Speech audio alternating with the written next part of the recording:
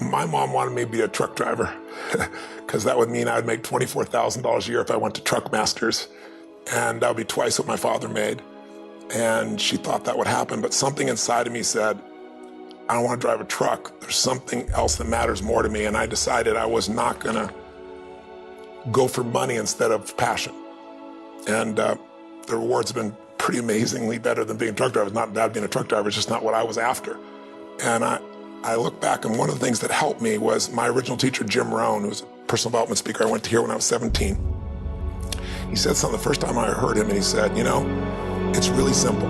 If you want life to change, you gotta change. If you want life to be better, you've gotta get better. It's the only way it happens. And luck will show up for people and it'll leave them. But if you're constantly improving who you are and what you give, game over. When people ask me, what does it take to be happy? I always tell them one word: progress. Progress equals happiness. Even if you're not where you want to be yet, if you're on the road, if you're improving, if you're making progress, you're gonna love it. You're gonna feel alive. On the other hand, it doesn't matter how successful you are, if you stop growing, you start dying inside. I've always had this belief: if you want to be successful at anything in life, never leave the sight of setting a goal without doing something that commits you to fulfillment. If you get, like, you're in state, right, when you do something. While you're in state, that's the time to commit yourself to something that makes you follow through. So I'd call somebody up, I'd schedule something, I'd lock in the next meeting, I'd sign up for the class, I'd enroll the guy who was gonna mentor me, I'd set the meeting with a mastermind of people I met. I did something so that whatever I committed to, there was something when I went home that would pull me there. It's structure. This could be the greatest time you ever live if you control what you focus on, if you find a more empowering meaning, and if you decide to model the actions of those who succeeded before you. It can be the best financial time, the best emotional time, the best spiritual time of your life, but you better take control of your state. And if you think you're gonna do it just by today, you're wrong. You're gonna need to get yourself some rituals. Right now, every one of you in this room is controlled by your rituals.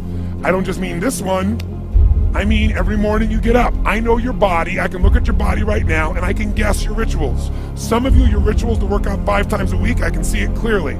4 to 6 times a week, it's obvious. Because you couldn't look like that if you didn't do that. Some form of workout, I don't care if it's walking, lifting, whatever. Some of you, it's obvious that lifting weights is part of it. You can see by that man's muscles. I know what his rituals are, because your life comes from your rituals. If you don't develop the ritual, you're kidding yourself. How many agree with me on this? Raise your hand and say, I.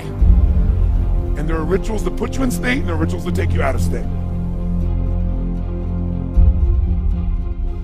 But if you've got what you know, that focus, the target, and you got the toolbox, and you're still not getting what you want, it's because you got inner conflicts. That's the third pillar. You've got to resolve your inner conflicts. Because that, as I try to explain to you, 80% of success in anything is your psychology, and 20% is the mechanics. So those inner conflicts are when you take 2 steps forward, you pull 3 steps back, right? When you say, boy, I'm totally committed to this, but you don't follow through. This is my expertise, the why guy part. Why?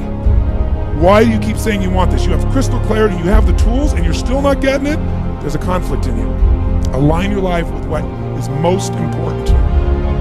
And then once you are in a position where you're aligned, guess what you'll do? Take action. You won't have to work at it. When everything's in alignment, there's nothing pulling you away, boom, you go for it. Progress comes when you tell yourself the truth and you're able to feel the uncertainty and take action anyway. The thing that stops us all is fear. It's no surprise. Fear of failure, fear of rejection, fear of the unknown, fear of not looking good. And that fear we could translate into the simple thing of uncertainty. Now, when you look at someone who's incredibly successful, you look at someone who's truly a leader in their life or in their field, the one thing they have in common is they exude this sense of certainty. And where's that come from? Is it inborn? Are they lucky? Are things just going their way? No, great leaders know how to step in the uncertainty and bring the certainty to the situation. Most people in life, we really feel like the level of stress in our life comes to how much of life do you feel like you control, or how much does life control you? Do you tend to control more of what's going on, or events controlling you? It's very easy to have those events start to take control unless we take control of what's between our ears, our own mind. You see, what you and I focus on massively affects how we feel, whether we're thriving or surviving. If you focus on what you can't control, If you focus on the past, if you focus on what's missing from your life constantly, that pattern of focus will make you frustrated, overwhelmed, depressed. It won't even matter if you're taking antidepressants. If you keep focusing on what you can't control, what's missing from your life, you're going to feel depressed still. You can take as many antidepressants as you want. Focus equals power. If you want to thrive, you got to focus on what you can control. You got to focus on the difference you can make. You got to focus on what's already in your life that you're grateful for. So you got to find a story that's going to empower you to act. A story that's going to get you to find the breakthrough. Because otherwise, with a lousy story, you'll never find the strategy, or you'll come up with a reason why it's too expensive, you can't get there, you can't access it, or you'll even get the strategy and then half-assed apply it just so you can reward your story that says it doesn't work because I tried it. Resourcefulness is the ultimate resource. And if you don't have what you want, stop telling yourself the story because you don't have the money, you don't have the time. That's bullshit. It's because you haven't committed yourself where you would burn your boats. If you want to take the fucking island, burn your fucking boats, and you will take the island, because people, when they're going to either die or succeed, tend to succeed.